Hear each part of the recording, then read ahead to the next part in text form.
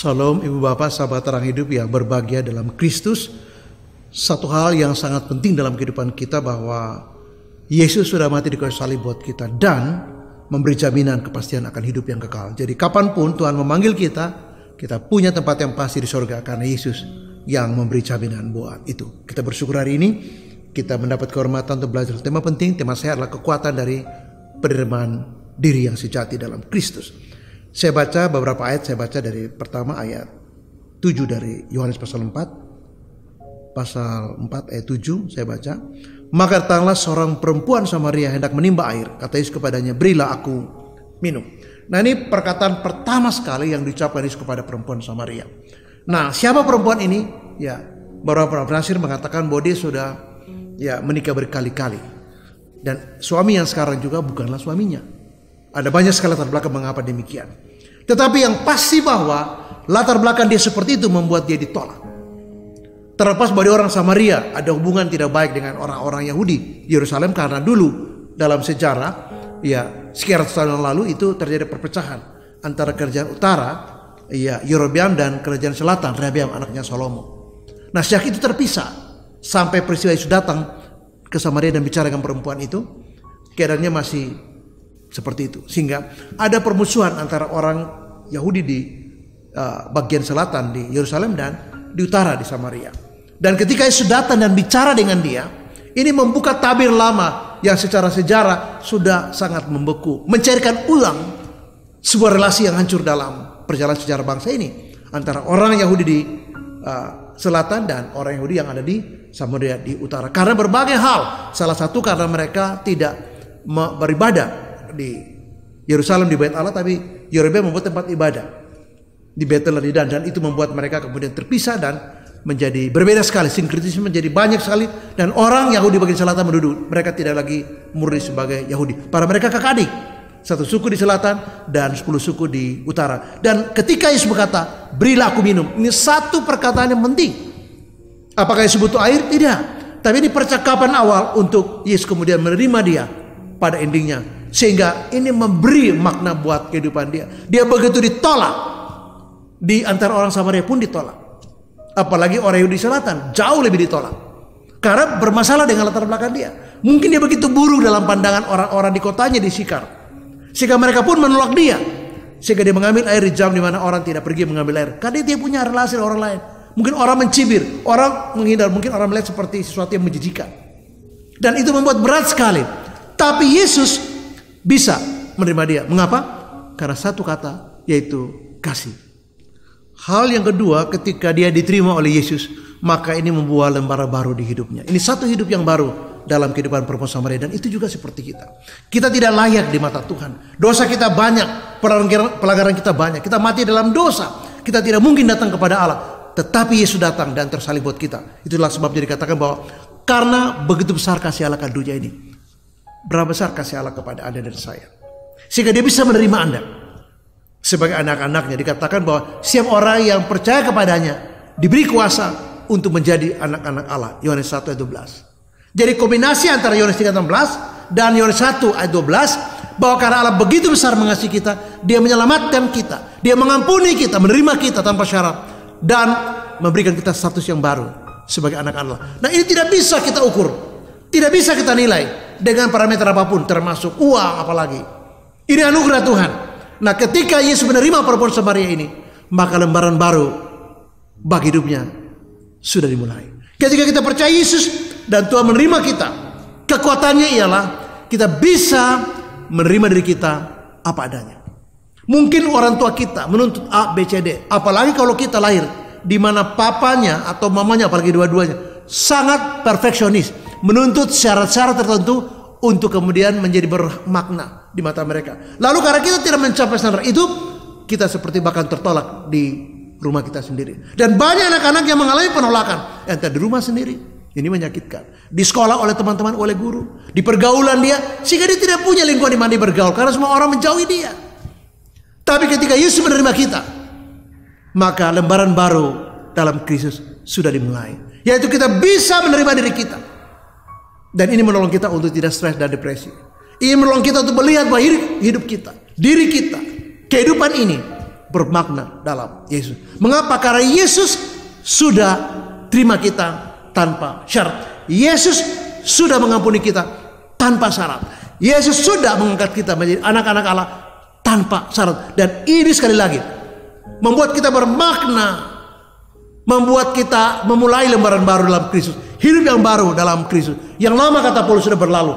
Hidup yang baru dalam Kristus sebagai anak-anak Allah. Identitas baru sebagai anak-anak Allah dimulai seperti perempuan Samaria ini. Dan itulah sebabnya, kekuatannya, kita mampu juga untuk menerima diri kita. Terlepas kita punya latar belakang, terlepas kita punya kelemahan, terlepas kita punya kekurangan, terlepas kita punya banyak kegagalan. Mungkin orang berkata saya sudah hancur. Terlepas dari itu, kita bisa terima diri kita karena Tuhan Yesus sudah menerima kita tanpa syarat. Hal yang ketiga adalah ketika Yesus menerima kita, kita bisa menerima pasangan kita, atau kita bisa menerima diri kita juga. Mengapa? Karena beberapa orang barangkali pernah mengalami di mana dia dibuang oleh keluarganya karena dia anak perempuan. Dia mengatakan, Pak Tony, apa yang salah pada saya? Saya kan tidak dilahirkan sebagai anak perempuan. Saya tidak menginginkan diri saya sebagai perempuan, tapi saya lahir sebagai perempuan. Itu di luar kemampuan saya. Kenapa saya ditolak karena alasan gender? Beberapa orang begitu sedih sekali karena mungkin penampilan fisiknya dia tidak tinggi, orang lain tinggi, dia pendek sekali, dan dia merasa bahwa dirinya kok sepertinya tidak diinginkan di sini karena semua orang menolak dia. Beberapa orang yang sudah dikasih minum vitamin dan sampai tetap kurus. Ada orang yang berusaha untuk kurus, ya secara wajar dia memang kurus, nggak wajar. Ini seperti orang, maaf, kayak orang yang sakit tertentu yang ya ini agak naik sedikit dan agak bongkok gitu. Dan itu membuat dia minder. Beberapa orang, waduh, sudah ke dokter dan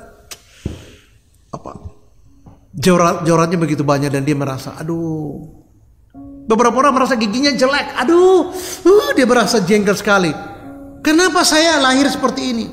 Yang lain miskin dan merasa hidupnya tidak bermakna. Dia dihina di sekolah. Beberapa orang menjadi sangat minder karena pendidikan rendah. Yang lain sulit sekali terima pasangannya karena pasangan berselingkuh. Dia tidak bisa menerima orang tuanya karena orang tua begitu kasar. Dan banyak hal dan banyak masalah dan banyak peristiwa hidup yang membentuk kita, dan kita menilai itu semua berdasarkan pandangan dunia pada umumnya. Kita melihat berdasarkan standar dunia pada umumnya. Tetapi di teks ini kita diajak melihat bagaimana Yesus bisa menerima perempuan Samaria tanpa syarat.